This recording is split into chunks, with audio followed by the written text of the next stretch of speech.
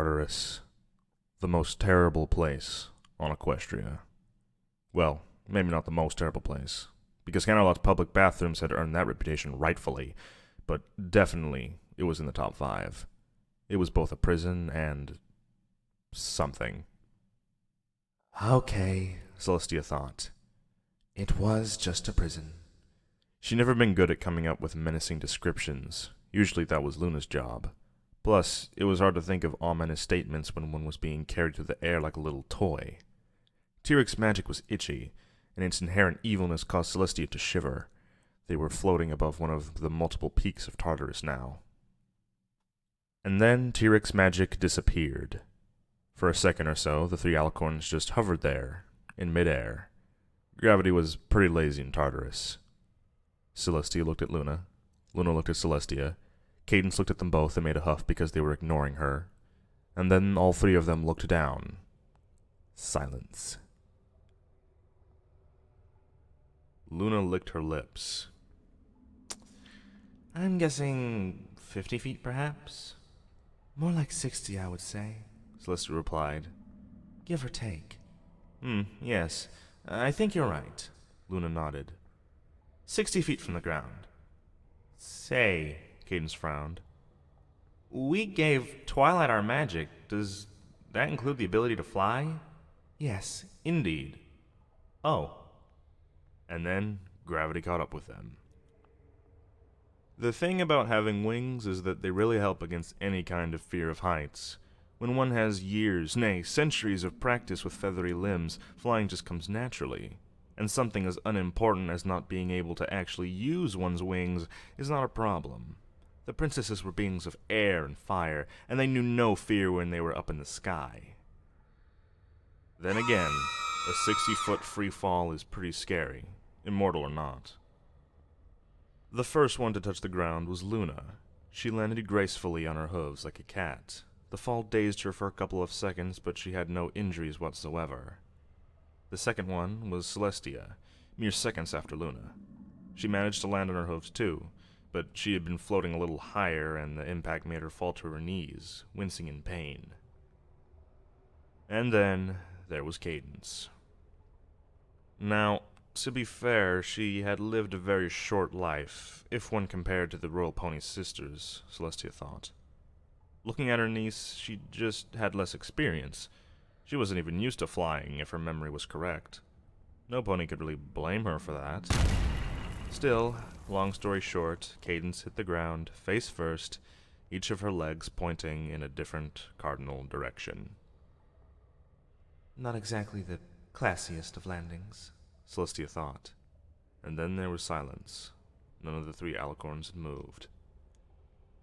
Cadence, are you okay? Celestia finally asked. Cadence? Oh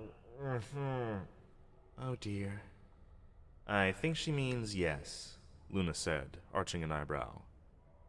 Cadence, you do mean yes, right? Good. Oh dear, Celestia repeated, biting her lip and taking a step towards her niece, who still hadn't moved. Oh dear, I think she may have broken something. What do we do? You're exaggerating, sister, Luna waved a hoof. She's all right. See, she agrees with me. Luna shrugged and started looking for something in her mane. Let her be. She'll be better eventually. We have more important issues to attend to after all. I don't know. I think we should at least move her. Celestia moved her head closer to Cadence's. I'm not really sure if she can, breathe. She squinted. Her face is completely flat against the ground. Yes, sure. Luna licked her lips, her hoof still inside her mane, looking for something. Just don't... Aha! The corners of her mouth went up in a huge grin. I found it! Oh? Celestia turned around, leaving Cadence alone with her ground for a while. You found what? This! With a pompous swift and a flip of her mane, Luna revealed what was now in her hoof. A small wooden chest with no lock. My personal kit for imprisonment. What? Celestia's eyes opened wide as Luna put the chest on the ground. You were prepared for this? She smiled, hugging her sister, joy in her voice. Oh, Luna! Even Cadence thinks you're incredible. Oh, what would I ever do without you? You'll probably rule the land peacefully for 1,000 years, then allow your subjects to either forget me or remember me as some horrible monster who devours the flesh of children, Luna replied, patting the back of Celestia's head. But aside from that, you'll be completely lost. Silence. Celestia got away from Luna, blushing a little. I guess. Anyway, how did you know Tirek was going to imprison us in Tartarus? Oh, I didn't. Luna pointed at the chest. I just carry that with me all the time. You carry an imprisonment kit all the time? Celestia frowned. Why? Because I was banished to the moon for 1,000 years, and I would have killed for an imprisonment kit back then, Luna said. You can take the mare out of the moon, but you can never take the moon out of the mare. Oh. Celestia licked her lips. Well, I'm very glad that you did that then, Luna. Now we can escape and help. Wait. Luna interrupted, raising a hoof. Hold on. You want to escape? Celestia blinked. Of course. That's what your imprisonment kit is for, right? What? No. Luna rolled her eyes. Escape from Tartarus without magic? It's not possible, sister. Well, it is, as Tirek did, but we would need to walk for months, and I'm not doing that. Then what's in the chest? Mostly toilet paper. Silence. Celestia used a hoof to massage the space in between her eyes and sighed. You brought toilet paper? You had all the time in Equestria to prepare yourself for a second imprisonment, and you bought toilet paper? Look, we may be here for a few days, and there's 3 of us, Luna said. Believe me, you'll be thankful for the toilet paper. Celestia sighed again. Luna, I just think that you could have brought something more, useful than toilet paper. I would like to see you suffering 1,000-year-long toilet paper deprivation. Then you'd learn. How useful it is. Okay, forget it. Celestia looked at the wooden chest. You said that you had mostly toilet paper in there, which means there's something else, right? Luna nodded. Indeed. I also brought a small inflatable ball and a harmonica. Silence. A harmonica? A harmonica, Luna repeated. To play some blues. Luna, you don't know how to play any instruments. Are you serious? I spent 1,000 years in the celestial equivalent of jail. All convicts know how to play that thing. It comes naturally to us. Luna opened the box, causing a couple of toilet paper rolls to fall to the ground, and got a silver harmonica out of it. Just listen, she said, right before putting the thing in front of her mouth and blowing. Aha! See? Luna smirked at Celestia. Blues! That sounded nothing like blues, Luna. Of course it did. Listen again. See? It sounds like a frog crying for help, Luna. You know nothing of music, sister. And Cadence thinks the same. Celestia sighed. Oh, Luna. Anyway, now that we have everything we'll need, Luna interrupted, I think it's time to bring some order to this place. Seeing as you 2 are new meat, I'll be the boss here. You'll... what? Celestia blinked. New what? New meat. Luna arched an eyebrow. First-timers. I don't understand what you're even talking about anymore, Luna. Celestia frowned and looked up at the purple sky of Tartarus. I think this place is playing tricks with our minds. No, I'm just returning to my imprisoned persona, Luna shrugged. You'll get used to it. Anyway, that side of the peak is mine, she said, pointing to her right. My territory. No pony goes over there without asking me first. Luna nodded. I'm glad you got it so fast, Cadence. Celestia found herself massaging the space in between her eyes again. Luna, why would you claim the right side of the peak anyway? Because that's how prison works, sister, Luna replied. I'm the veteran. You have to respect the veteran, and the veteran gets the best side of the peak. There is literally no difference between that side of the peak and any other place in Tartarus. Of course there's a difference, Luna pointed to her right again. That part's mine. Amazing contribution to the argument, Cadence. Luna, I swear to the stars above,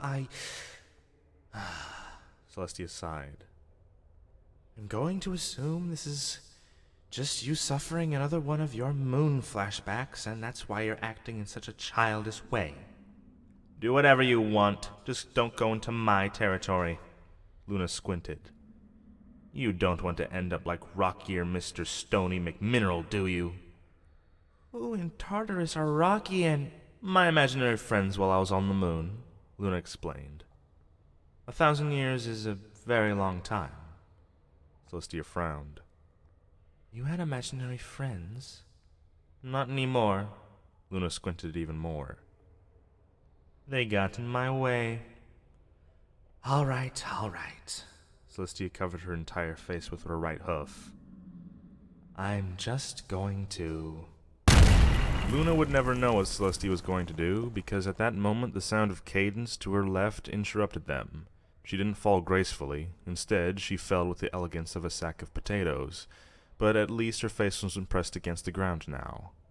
Both Luna and Celestia shut their mouths and approached Cadence once they saw her eyes. There was no sign of her pupils or irises. There was only white. Luna tapped her chin a few times. I'm not sure if that's a good or bad thing. Bad, Celestia said. Definitely bad. Luna shrugged. If you say so. Cadence! Cadence, can you hear us? When Cadence answered, her voice was but a whisper, softer than the wind blowing through a flower garden. Everything I see and feel is pain in my face, she said. Luna turned to Celestia. Sounds good to me. There is nothing in this world but pain. I'm pretty sure she's not well, Luna. And that pain is in my face. Luna frowned. Maybe she's feeling a little down. All of it. There's a little pain in my back, too. But I'm mostly talking about my face. Celestia sighed again. Dear Providence, Shining Armor's gonna kill me. What? Luna turned to her sister, her eyes wide open. He would dare raise a hoof against you? Well, not literally, but... Why not, sister? Luna pressed her hooves together under her chin. I'll go make mineral on him if he tries anything. More silence. Yes, I'm not even gonna dignify that with an answer, Celestia said. Then she frowned. We need to get out of here fast. Tartarus is messing with our minds. She got up and walked towards the stairs that led out of the peak. Maybe Tirek didn't raise Cerberus's barrier back when he threw us in here. She tried to take a step forward, but her leg stopped on its own once it tried to pass through the threshold. Maybe he did. We can't leave as long as Cerberus is here, but maybe we can try and convince him, perhaps. My face really hurts. Yes, Cadence, we got it. Celestia sighed, still looking at the stairs. Luna, what do you think?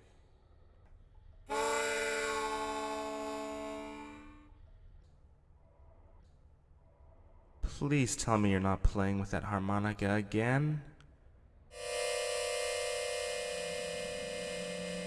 Luna! Celestia turned around, a gigantic frown on her face. This is not the time for such foolery. I just thought it would cheer Cadence up. It sounds like a frog crying for help. It still hurts. Wait a minute. Celestia looked at Luna. Cheer her up. You said you had an inflatable ball with you, right, Luna? Yes, indeed, Luna said, nodding. I figured it would be good for entertaining ourselves while we wait for Twilight Sparkle to rescue us. Well, Twilight's not going to rescue us this time, but maybe we can tame Cerberus with that toy. Celestia trotted over to the box, and indeed, among the seemingly endless rolls of toilet paper, there was a piece of deflated, bright red plastic. Without hesitation, Celestia took it, looked for the valve, wrapped her lips around it, and started to blow. Take it easy, Celestia, Luna said. You're still weak. You'll get dizzy. The pain in my face knows no limits. You're being very repetitive today, Cadence. My face feels like it's on fire. I got that. Luna tapped her chin. So, how's it going at the Crystal Empire lately? Pretty well. My face never hurts when I'm there. Luna rolled her eyes. Celestia stopped blowing and gasped for air. Dear stars, she said. How big is this thing? I miss my home, and how it never hurts my face. Sure you do. Sister, Luna turned to Celestia. Are you done? Almost. What do you even want to do with it anyway? Celestia stopped blowing for a second and looked at Luna. Didn't you hear me? We're going to tame Cerberus with this. We just need to lure him out, to follow it, and then... You realize that Cerberus is miles away, right? Luna shook her head. And I doubt we'll be able to walk down those stairs if Cerberus is watching, even if he can't see us. Hence the ball. Celestia gasped for air once more. Good. I think I'm done now. But how are you going to show Cerberus the ball? Well, I'll just make it float in front of him, of course. Celestia walked towards the threshold. Cerberus wasn't far from their peak, but she could see the giant dog in front of what had been Tirek's peak till not long ago. He'll follow it. Sister? Yes? We don't have magic. Celestia licked her lips. Right. I forgot that. So, long story short, we can't get out of here, Luna said. There's no way out. Cerberus doesn't know we're here, so we can't ask him for help. She got the harmonica close to her lips once again. I say wait for Twilight Sparkle to rescue us. I'm sure Twilight will get us soon. Silence again. Both Celestia and Luna turned to Cadence, frowning. Cadence blinked. And my face hurts. Luna looked at Celestia with a smirk. I got worried for a second. Sorry. Do you have to talk like that? My face hurts too much to raise my voice. What about your back? Meh. More or less okay. Good, I guess. Thankfully for her sanity, Celestia wasn't listening to that conversation. Her attention was focused on the threshold in front of her, and Cerberus standing a mile away from them. If only she could make that giant dog see the ball. Cerberus knew them, and would recognize their smell in the ball. Then he would look for them, and then the barrier would go down. Celestia frowned. She was an immortal alicorn. She had control over the sun and the stars, over life and death. She was the closest thing to a god there was in Equestria, and she walked through countless battlefields, fought countless wars, and given countless orders. She was a strong pony, for goodness sake, and she wasn't going to let something as simple as a lack of a levitation spell foil her plans. Here goes nothing, she yelled, as she raised her hoof and tossed the ball as hard as possible in Cerberus' direction. That hoof had the might of 1,000 suns, the will of 1,000 armies, and the wrath of a god in it. It was, without any doubt, the best toss Celestia had ever made. The ball flew forward at an incredible speed, 4 or 5 feet. Then it fell into the abyss underneath them. With a clink, a chain appeared around the front leg of each one of the alicorns. Silence. Beach balls aren't very good for tossing, Luna said. That's why we don't use it for hoofball. You should learn more about sports. Celestia felt her lower lip trembling, but she bit it and didn't lose her temper. Well, she said, unless we can come up with a plan to escape using toilet paper, we're trapped. There is no escape. She looked at the chain around her leg. And now we have this, because Tartarus doesn't like me playing with balls, apparently. Told you. Luna got the harmonica out of her mouth. Trying to escape is useless. It's better just to wait for Twilight Sparkle to fix everything. She licked her lips. That strategy has worked quite well in the last 3 times, hasn't it? I also trust Twilight, Cadence said. I know she'll defeat Tirek soon. Of course she will, Celestia said. But it will take time. She's hidden, and she won't be able to fight back in years. She has to create an underground resistance and— What? Luna interrupted, a frown on her face. What are you talking about? I expect her to appear here in a couple of hours at most. I agree with Luna. Hours? Are you crazy? Celestia shook her head. She took our magic to hide from Tirek, remember? So Tirek can't hurt the land. She'll have to stay out of sight. Yes, for, I'd say 2 hours. Luna turned to Cadence. 2 hours? I'd say 3. Tirek will have to go for her friends first. Oh, right. Luna nodded. Her friends. What? Celestia frowned. Why would Tirek do that? He doesn't know Twilight exists. Yes, but Discord does. Luna shrugged. I thought this was your plan all along, to give Twilight as much magic as possible. Tirek goes after her, and then she figures out a way to defeat Tirek while we smile and wave. Yeah, that's the part she'll play. The defender of Equestria. Silence. Celestia bit her lip. I didn't think about Discord, to be honest. Luna rolled her eyes. But even with that, Celestia continued, we told Twilight to hide. I expect her to follow our orders. I know she wouldn't go into a direct battle with Tirek, even if she did have the power to do so. Auntie, I don't think that's going to happen. Celestia glared at Cadence. I think the same, sister, Luna said. Hiding is not Twilight Sparkle's best ability. She's a marvelous pony, but a little bit unstable. She'll probably charge at Tirek as soon as he does something that hurts her directly. She'll go completely berserk. I call laser beams. That or fire. Or both. Honestly, she's the closest thing to a warrior princess Equestria has ever had. Enough! Celestia said, tapping her hoof against the ground so loudly that it interrupted the other two. Twilight Sparkle is not like that. I know my protege. She's neither a warrior nor a mindless brawler. Then why do you keep her out of all our government decisions? Luna asked. Because that's not her destiny. Really? I thought it was because you were afraid she'll go all conqueror immediately.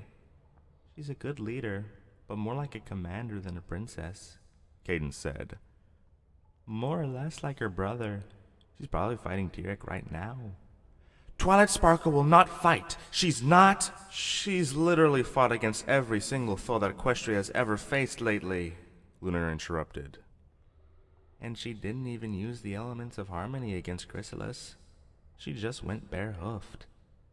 She came to Equestria to do 2 things, and she ran out of bubblegum long ago. Silence. Celestia squinted. I had planned something like a slow rebellion against Tirek. I'm sure we're going to play a long game against him. Yes, we also believe Twilight Sparkle won't try to blast the living heart out of him immediately, Luna said. Indeed. We gave her 3 hours. No! That's not going to happen! You don't know Twilight as well as I do, and I know that Tirek is not going to be defeated like that. We told Twilight to hide, and that means she's not going to rescue us anytime soon. She crossed her legs. And that's my last word on this whole issue. Luna and Cadence shrugged. 30 seconds passed without any ponies saying a thing. And then the chains disappeared and their magic returned, as well as their cutie marks. Luna smirked, Cadence smirked, and Celestia squinted. Okay, this doesn't necessarily mean that Twilight blasted the living heart out of Tirek at all. Oh, Princess, we just blasted the living heart out of Tirek! Twilight said with a bright smile. Don't you so? Luna muttered. Celestia frowned at her sister. Luna, no. Celestia rolled her eyes. They were at Twilight's new crystal castle in Ponyville. The building was bigger than it looked from the outside, and it had been easy for them to find a spare room in which they could talk without any kind of interruption. But still, how did you do that, Twilight? Celestia asked. You had no elements of harmony, and our magic alone wasn't enough to defeat Tirek. I know. Twilight's smile turned into something softer and gentler. And I couldn't have done it alone. The power of friendship is what aided me in the battle. Silence. Celestia massaged the space in between her eyes once more. You do realize you can have friends and not use them to blast things, right? I mean, you're aware that's at least a possibility. Of course I am, Twilight said. Friendship is a marvelous thing, a bond that unites ponies and makes life something beautiful. Celestia smiled. You had me worried for a sec. It also is the best weapon to use to blast things, and it would be a waste not to use it. But that's totally your choice, Twilight interrupted. We managed to open the box the Tree of Harmony gave us, and it had some kind of rainbow power in it. She clapped her hooves. With that strength, we can defeat any foe that dares to attack Equestria. We can blast anything away. Anything! Nothing will stand in our way. Silence. You know, looking back at it, I can't stress enough how wise we were when we left you out of those diplomatic meetings, Luna said. I can't deny they would have been more interesting, but still. What do you mean? Twilight asked, turning to Luna. Diplomatic meetings? We usually don't blast away all of our problems, Luna replied. Huh? Twilight raised an eyebrow. Really? Yes. Well, that's just weird. Dear stars, my protege is a warfare devotee. Celestia turned around and slammed her head against the wall. Why is my protege a warfare devotee? I don't see the problem, Luna said. I think that's a quite useful skill given the circumstances. She can help me go make mineral on whoever dares to attack you, sister. Celestia turned her head against the wall once more. Princess? Twilight asked, approaching her mentor. Did I do something wrong? You did what you wanted to, Twilight, Cadence said, smiling. Don't worry, Celestia's just, coping with some realizations. About time, Luna said. Hey, I know it'll cheer you up, Celestia. You know how to play the harmonica, Princess? Twilight looked in awe at Luna. I didn't know that. It just comes naturally, Twilight Sparkle. I'm glad you're enjoying my blues, though. You know, it's not that bad, Cadence said, approaching Celestia and patting her on the shoulder. I mean, everything is sorted out, right? In the end. Celestia still had her face against the wall. I just realized some pony I raised and sent to Ponyville to learn about friendship is an Amazon, Cadence. I'm not sure if that counts as sorting out. Cadence scratched the back of her neck. Yeah, to be honest, between that and the way Luna went all mega maniacal 1,000 years ago, I'm not sure you're that great of a mentor figure. But hey, at least I'm not a psychopath. Yes, Cadence, that's very helpful. Seriously, though, Cadence said, turning around to look at Twilight and Luna, who were still busy with the harmonica. Seeing how those two ended up, I'm surprised Equestria didn't burn down under your rule long ago.